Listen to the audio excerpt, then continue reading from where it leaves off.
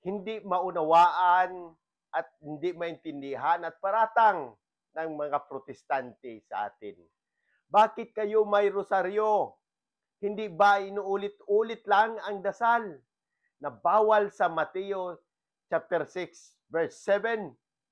Sagot nating mga Romano Katoliko, ang tinutukoy ni Jesus sa Mateo chapter 6 verse 7 ay walang kabuluhang paulit-ulit na dasal.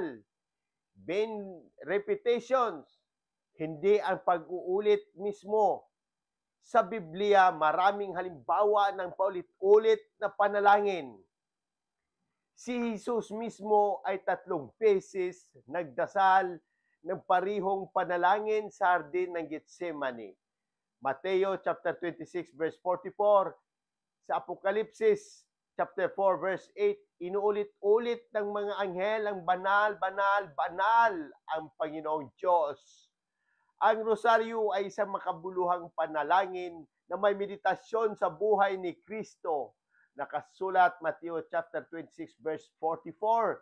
Bumangon siya at muling pumaroon at siya'y nanalangin sa ikatlong pagkakataon na nagsasabi ng mga salitang ito, Ama ko, kung hindi maaring magpas sa akin ang inuming ito nang hindi ko ito iniinom, mangyari nawa ang iyong kalooban.